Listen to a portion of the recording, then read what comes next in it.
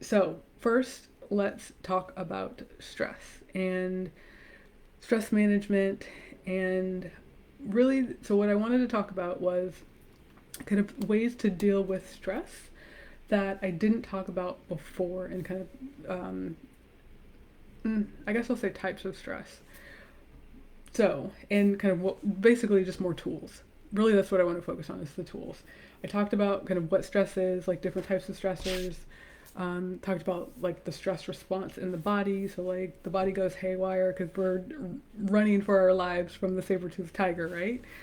Um, but how do we increase the resilience? How do we respond in a more meaningful, efficient, and less dramatic manner when we have a stressful situation come up? So whether it's like an external stimulus or if it's something that our bodies are dealing with by way of, some sort of environmental stress or toxin or something like that, um, what do we do? How can we manage that more effectively? So what I wanted to, I've got like a litany of things, just like a long list here.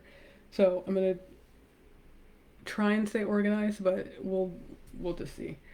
Okay, so before I'll expand on things that I talked about before, and then we'll introduce some new things. That's what we'll do. So before I talked about controlled stress, and remember I introduced kind of the concept of stress as not positive or negative. I know we think about stress typically as, oh my God, I'm so stressed. I can't believe this. I feel horrible. It's bad. But stress can be a positive, perceived positive thing as well. So, not thinking as stress as a positive or negative thing, just thinking of it as a stimulus or something that triggers some sort of adaptation that's needed in our bodies, in our environment, or other. So, controlled stress. So, access to controlled stress. The one thing that I did mention was kind of the cold and hot therapy. And that, I've been on the cold shower bandwagon. I'm like I said before, I'm not doing like ice baths or anything. I am on the cold shower bandwagon, and that stimulates the sympathetic nervous system, which is kind of that fight or flight. So that's the, oh crap, I'm in danger, I'm under duress, something's wrong, I need help. The access to the extreme cold um, definitely kicks that into high gear, but the ability for the body to regulate itself when exposed to the cold is something that we can train ourselves to do. So, train the body response, train the beliefs, train, so kind of all the mind, the thought processes that come. So, you're not so alarmed, which then over time can create a less dramatic or more less spike response to kind of to those really fight or flight situations. The hot, which does the parasympathetic nervous system, those are kind of the hot shower before bed. That's the relax, and that stimulates the rest and digest. So, being able to, in a controlled manner, expose your body to the heat allows it to, again, adapt in a controlled way. You're controlling it, so your body isn't quite freaking out, and you can um, basically let your body know that it actually is not in any danger and it is safe to rest, repair, go into those, food digestion processes. It's preparing for relaxation. Um, Another thing to kind of along the lines of preparing for relaxation is two other things. Weighted blanket. So this is something that I started to use. I actually sleep with one, and it's really comforting. It calms the nervous system. It activates that parasympathetic, and kind of sympathetic. It's a little bit of both, but marketing for weighted blankets will tell you that it has, the ability to calm your system, get you to sleep faster, and really just it's about calm. It's about releasing the stimulus and calming the system. So that's what I've been using it for. It's actually really warm too, so it just feels good. But I do notice that I'm able to calm down much faster when I'm trying to go to sleep at night. I've never been a take a hot shower before bed to calm down. Um, I feel like that kind of does like get me amped up because it's like all the things that you need to do to get in the shower and do, like all that. So it's like more effort for me, but I will, um, get under the weighted blanket. I also do, or even kind of washing your face just with warm water or hot water at night. That can help as well, just like to calm down. Teas, so like your herbal tea, your chamomile tea, sleepy time tea. I used to love that. Things like that, and there was one other thing. Oh, magnesium. Magnesium is great for repair and calming down. Um, oh, and disclaimer, so I'm not a medical professional. If you are taking supplements or are going to take supplements, seek medical advice, do your own research, listen to your own body. So, um, I started taking magnesium and a calcium magnesium supplement through my naturopath. So that's kind of how I started taking a lot of this stuff. Um, and just like research and trying to figure out what my body wants and needs, like muscle testing and things like that. So started with a naturopath and then kind of evolved from there. Um, there's one other thing that I know has been effective. I personally have not used it, but um, tapping. So EFT tapping has been researched for calming down the nervous system, and there is I'll say lots of stories of the way that it's helped people to really just calm down and get centered. There's a book called The Tapping Revolution. Yeah, The Tapping Revolution. I have not read it, but I've listened to interviews by the kind of the creator of tapping. Great interviews, great premise, backed by science. Everything that I've heard has been really good. I know people that do it. I personally have not done it though. But it's a great resource, from what I understand, to help calm that nervous system down and initiate those kind of calming hormones and to calm that nervous system down. So that's one thing. That's another thing that I could suggest. Hold on, my computer's going crazy here. Make sure we don't blow up, because that would be bad. Okay, so controlled. All right, so those are things that we can.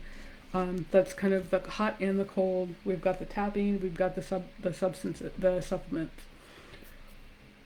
So exposing your body to controlled, stressful environments helps with building resilience.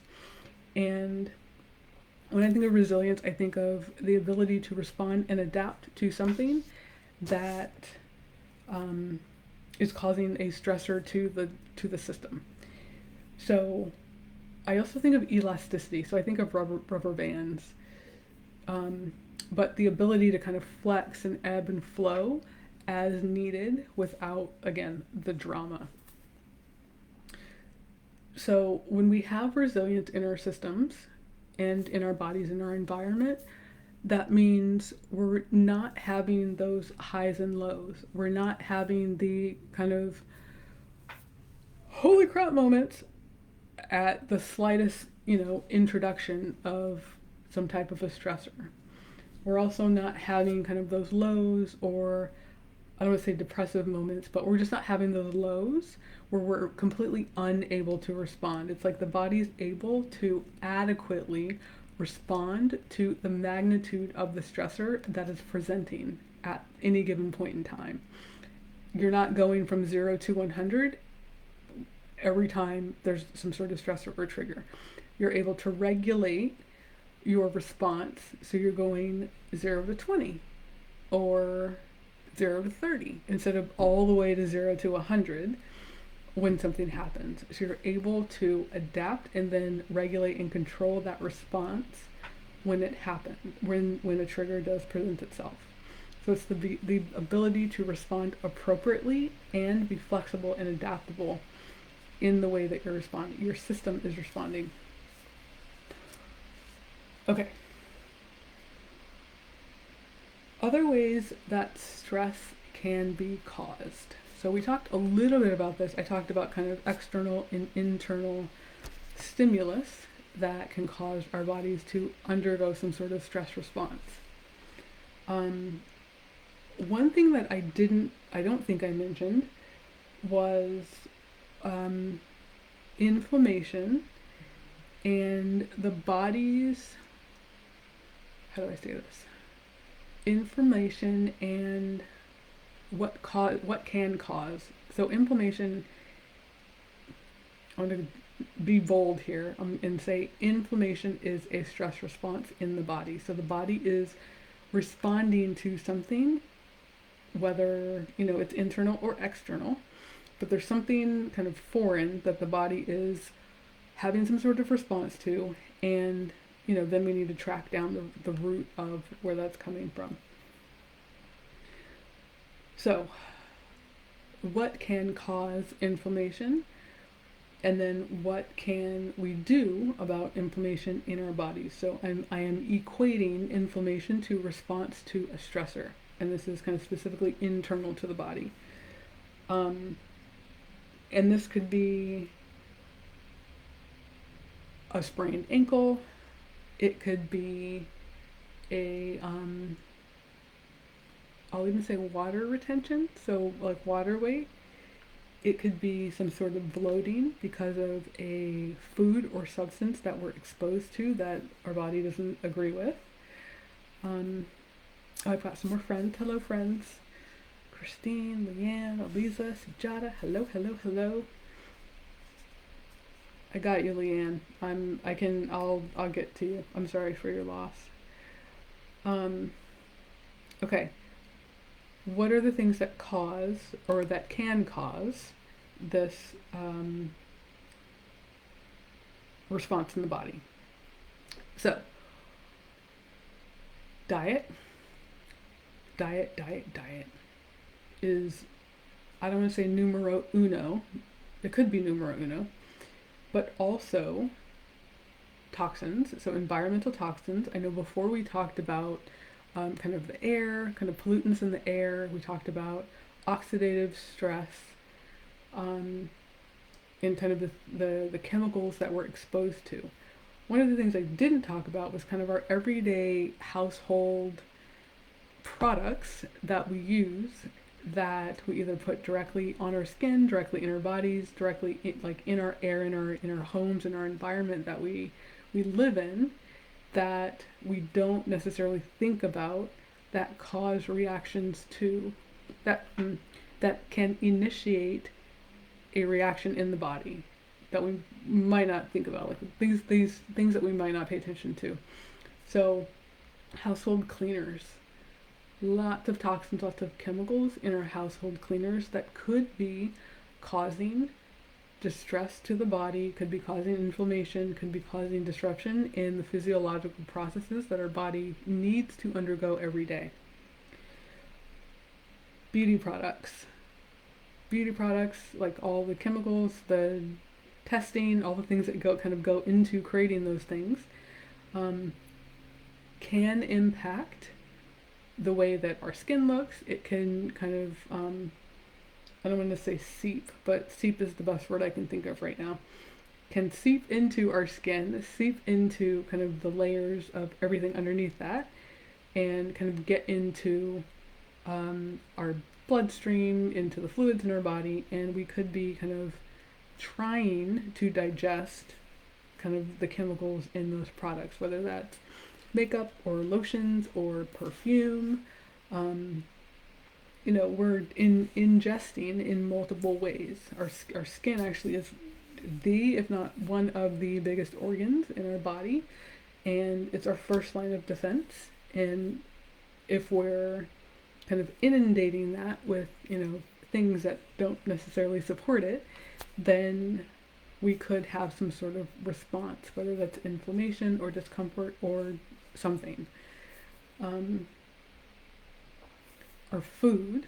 I know I talked before about food as a stressor. So things like, I know, like if we have an allergy to a specific food, that is a kind of a stress response that your body has built up.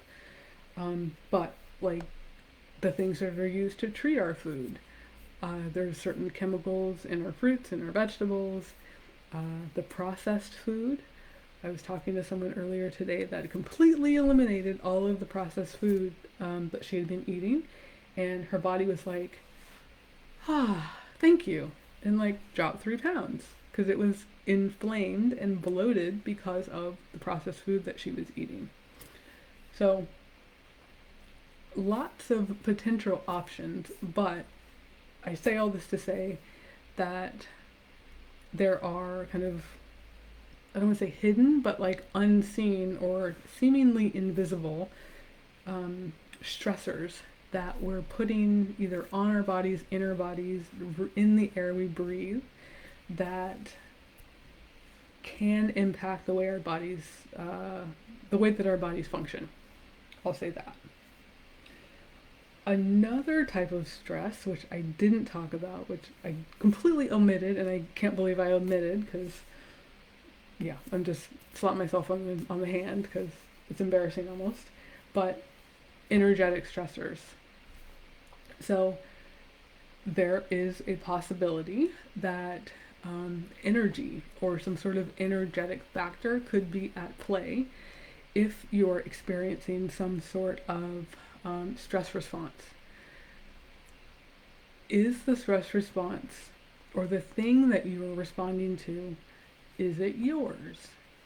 Having discernment and being able to, use your muscle testing if you have that as a tool, or, ask questions or journal or phone a friend to determine if the thing that you are kind of either worked up about or working through, if that's actually something that you are carrying for yourself or for someone else, or processing or filtering for yourself or for someone else. There are, I've had several instances with whether it's myself or for clients where we're processing things for other people. So you're getting so worked up over something, and it's not even yours to get worked up about. And it's super frustrating when you realize that it's not even yours.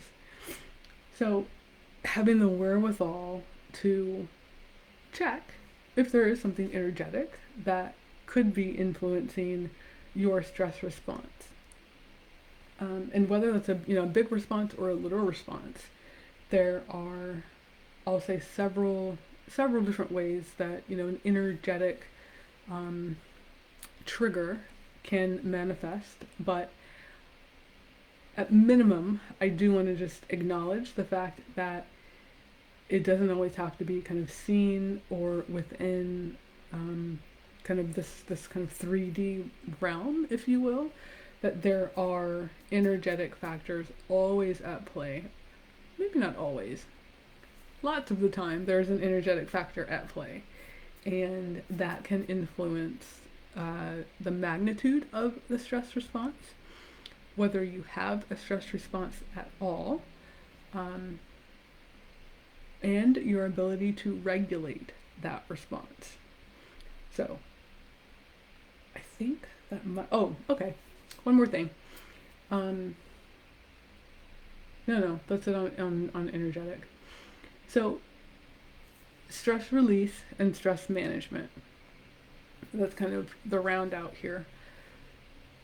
So we know there's things that cause our bodies to undergo some sort of stressful response, whether it's external or internal, like we're talking about. We know we want ultimately, like our ultimate goal is to increase the resilience of our systems. So how do we release, or how do we manage? So I know the controlled response. I'm all about that. I'll tell you something that I've started. What I do, I'm not like taking full on cold showers.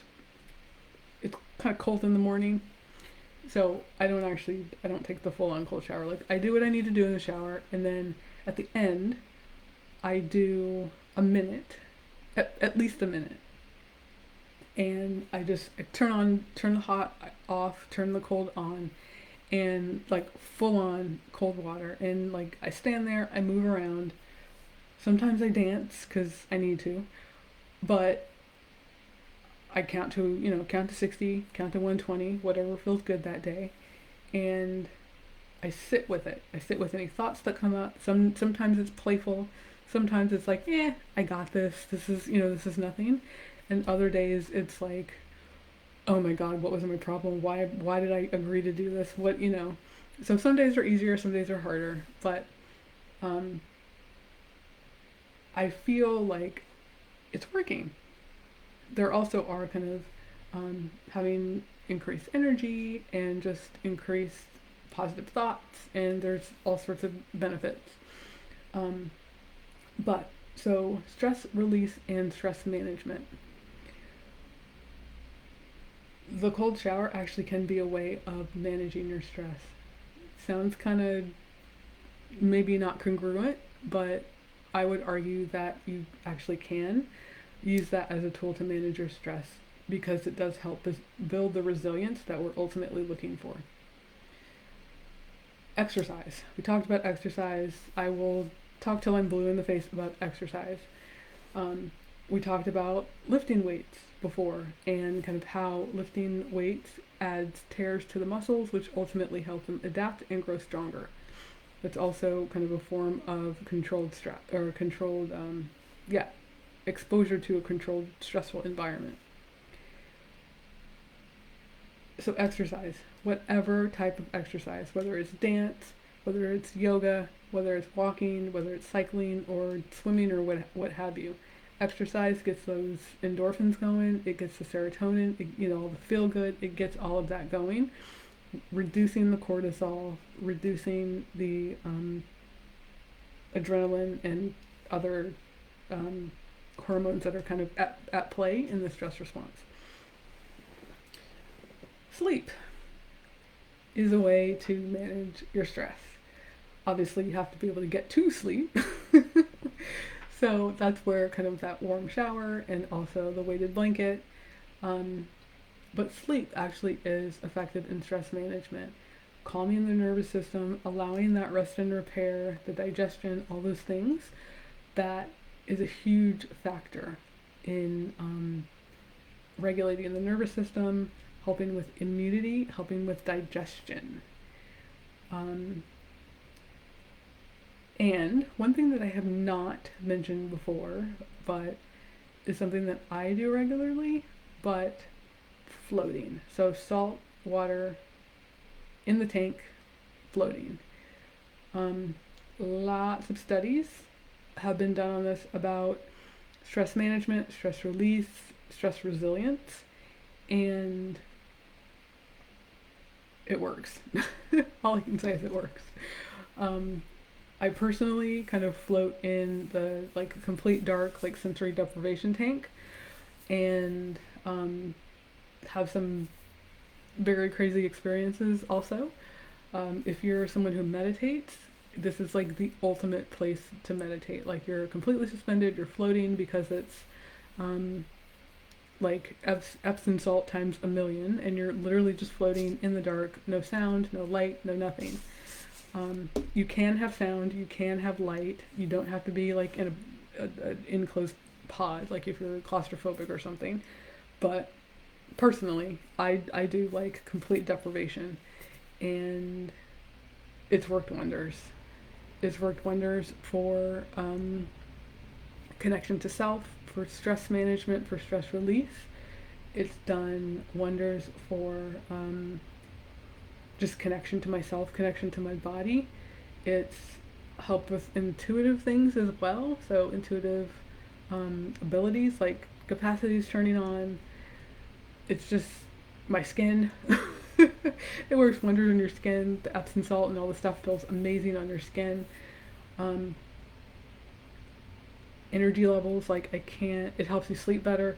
I cannot speak high enough about floating. Um, so I personally recommend that for kind of stress management, stress release. Um, let's see, we've got a suggestion or a comment. Oh, okay. So that's along the same ice pack to the chest if I'm stressed. So it feels like panic attack level. That's a good one. Yep. So that's controlled exposure, but definitely calming down the nervous system. That's a good one. Thank you, Elisa. Um, okay. I think. Is there anything else? No, there's nothing else. I think that was it. That's my list for. Yeah, we talked about toxins, we talked about release, we talked about control, diet, energetic. Okay, so ultimately our goal is resilience. Resilience, resilience, resilience. Again, not going 0 to a million the second something happens. And you know what? It's the one thing that I realized is our response when others go that 0 to a million or the 0 to 100 in, a split second. That I what I realized is as a child, I took that on for the adults around me. And I thought that not necessarily that I did something wrong, but I adapted everything I did to avoid any sort of a rise, any sort of away from peace. I hid, I said what I thought needed to be said, or nothing at all. I towed the line, didn't ruffle any feathers, like nothing. Just chameleon, people pleaser, whatever it took to keep the peace. What I now realize is, one, that's a stress response because for whatever reason, I didn't feel safe. And not because there was abuse or anything. It's just I didn't feel safe. I never felt safe when people raised their voices, and I would take it upon myself to make sure there was never reason to have anyone raise their voice. As a child, you don't realize that it isn't actually you that is the cause of the raised voice. You don't always get that. So you adapt your behavior to whatever the adult is doing, and that's you learn, you condition, you respond. And that's just the pattern, that's just the habit. So now that I kind of understand like stress response and triggers and different types of behaviors, I'm able to see how I was responding to keep the peace because others couldn't regulate their stress response. So I, in return, developed my own trauma response or trigger stress response to mask, but it was to mask, but it was also to, I don't want to say redirect, what's my word? I don't have the appropriate word for this. Basically my response, it was incongruent. My response was incongruent to the environment. It was incongruent to the situation, and I didn't realize this until like a couple years ago, that my response was incongruent to the situation, but this, like within the last 6 months, realized that this was actually a trauma response, which was impacting my system's natural response. So I was overriding and creating a response where it actually wasn't what my body wanted or wasn't what my body needed. So I've had to unwind this response that I created for responses to raised voices or, you know, emotionally tense situations or confrontation, things like this. I realized that this stems from a learned pattern that I created as a child because I thought I had to. But I was responding to what was a trauma response. But I didn't know it. I wouldn't have been able to unpack that until recently, like very recently.